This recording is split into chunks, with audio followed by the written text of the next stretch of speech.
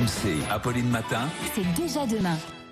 RMC 6h55. Anthony Morel, on parlait de la très très forte chaleur qui s'abat sur toute la France et un des effets collatéraux des grandes chaleurs, c'est la transpiration, les odeurs qui vont avec. Je vous cite, Anthony. Écoutez. Au bureau, dans les transports en commun, c'est parfois l'enfer.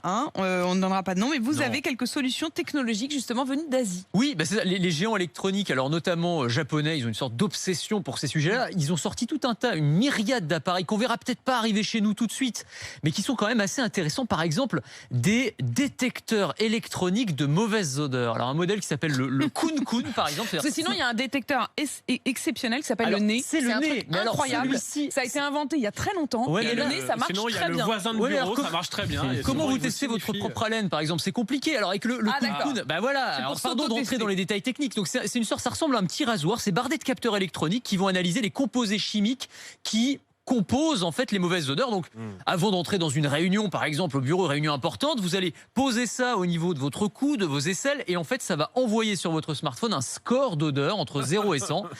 Donc plus vous êtes proche de 0, plus vous êtes respirable, on va le dire comme ça. Plus vous êtes proche de 100, moins c'est bon signe. Voilà, c'est pas génial. C'est un exemple parmi d'autres. Il y a aussi des détecteurs sous forme de patch qui permettent là encore d'analyser les mauvaises odeurs. Et alors moi, ce que j'adore, c'est le petit robot détecteur de mauvaises odeurs. Ça ressemble à un petit chien, un chien électronique équipé d'une truffe qui va analyser encore une fois les odeurs corporelles. Donc s'il jappe, s'il aboie, qu'il est content, c'est plutôt bon signe. S'il s'évanouit, en revanche, alors il est très mignon, s'il s'évanouit, c'est pas bon du tout. Ça marche avec les vrais chiens aussi. S'il s'évanouit quand vous lui parlez, c'est pas bon signe non plus. Eux aussi, ils ont quand même un truc incroyable qui s'appelle une truffe. Voilà.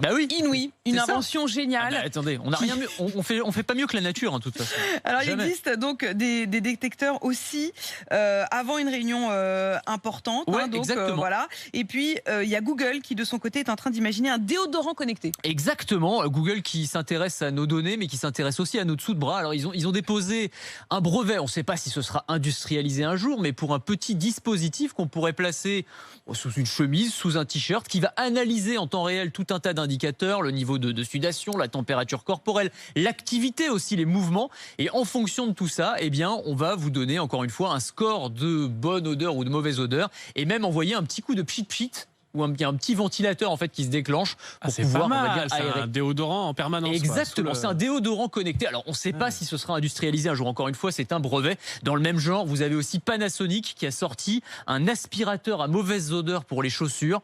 Je vous en parler 2 secondes, c'est pas mal non plus. Donc c'est un petit appareil qu'on met dans les 2 chaussures et qui va en fait diffuser des ions qui sont censés dissoudre les bactéries responsables des mauvaises odeurs. Donc dans les chaussures qui sont vraiment qui sont pas en bon état quoi. Après la rando quoi. Après la rando, c'est ça, voilà. Alors ça met 5 à 7 heures si vous voulez pour que ça fasse bien effet et vous le laisser pendant la nuit. Récupérer vos baskets comme c'est pas mal non plus. Anthony, on parlera aussi de la 5G tout à l'heure et on en reparlera bien sûr souvent avec vous parce que c'est en septembre, donc ce mois-ci, ils n'ont plus que quelques jours que le gouvernement devrait décider d'attribuer des fréquences. Il y a 70 élus de gauche et écologistes qui ont hier demandé un moratoire sur les déploiements de la 5G en France. À 8h10, vous avez la parole sur ces questions. Avez-vous peur de la 5G? Faut-il avoir peur de la 5G? Il y aura des pour et des contre pour vous répondre et répondre à toutes vos inquiétudes et toutes vos questions.